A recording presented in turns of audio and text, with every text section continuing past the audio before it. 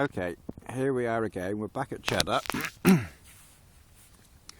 This is a different field to last time because the other field is very, very muddy, full of sheep and sheep droppings and not very pleasant. So thankfully there's this field that I've found. And it's right next to the path that people often use, but again thankfully no one has wandered past and said, "What the bleeding hell are you lot doing in there?" Well, you lot being Beth and I, of course. Now, I've been asked to do this setup, so I'm afraid I'm going to have to name and shame Basti. Thank you, Basti. This is all your fault.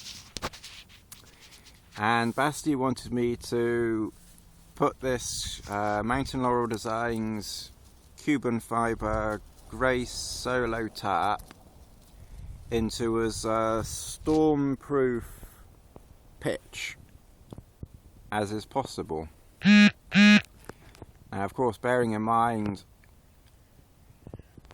I'm not an expert on this, you know, I've just done the very best that I can. And don't go watching The Rock, because you'll find out what Sean Connery thinks of that statement. Anyway, Basti said that I could raise one side slightly, which is what I've done there. And I don't know how high that is. That's my boot. So that's a size 9.5 boot. So you can work out how high that is off the ground. And just I've taken a bit of a liberty and raised this side a fraction as well. But that, I reckon that's only that's a mug. Let's get the mug there. So it's only a few inches off the ground, and that was to give me a bit of head height, which I've got just literally above my head there.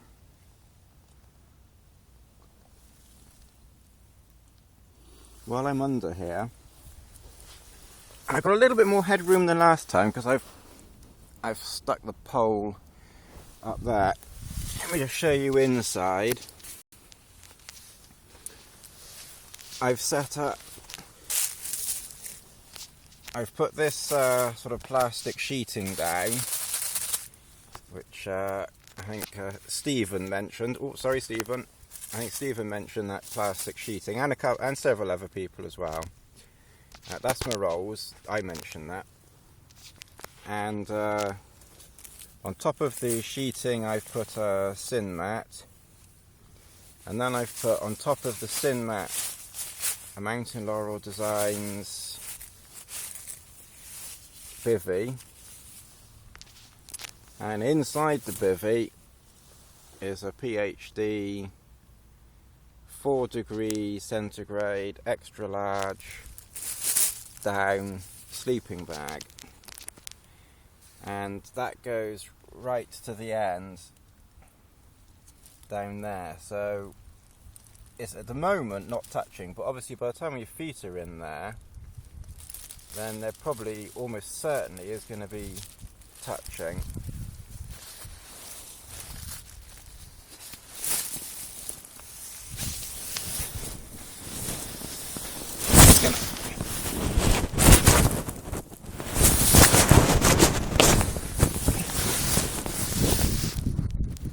That's the other end there.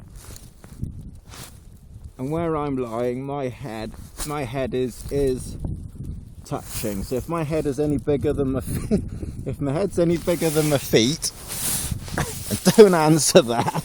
Oh, shut up. Then I reckon your feet will touch back there a bit. So obviously you can see where I've squished everything, you know.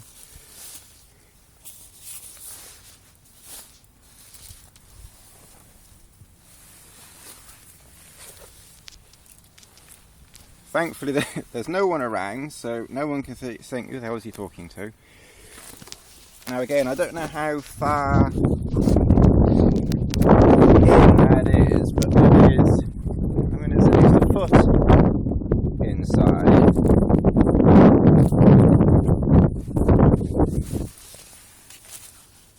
If we work on poles, you're that much inside, so you can work that out. So that's how far inside you are.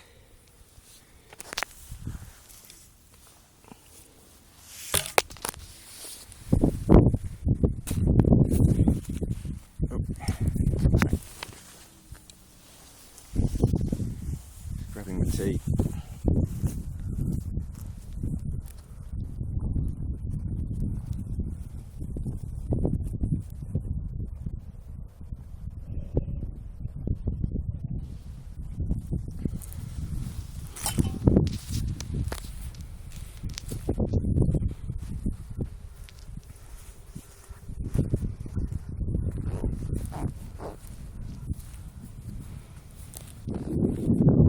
Pitch this side as close as I can to the ground. I think the only way you'd get that closer to the ground would be as if you have your central pole, front pole lower.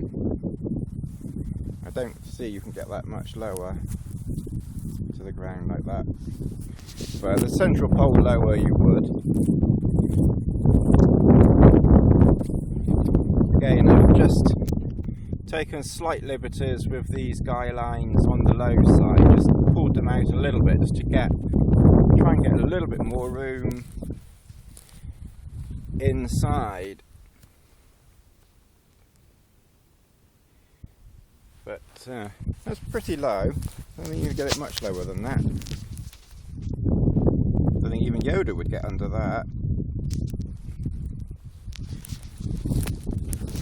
And I'll just stick that under that.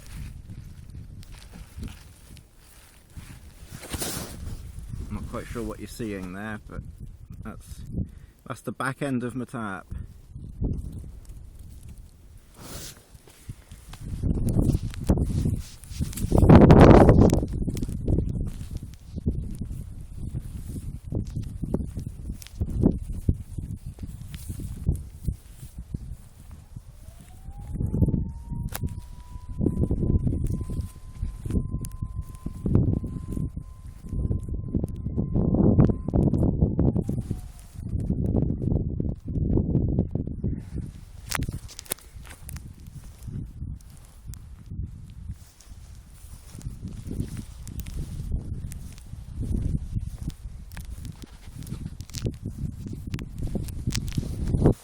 So I can't. I'm not in any position to comment whether you'd survive a storm in that or not.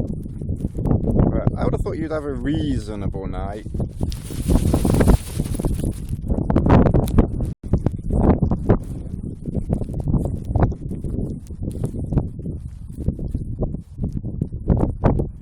But I'll let other people sleep out in that for a while.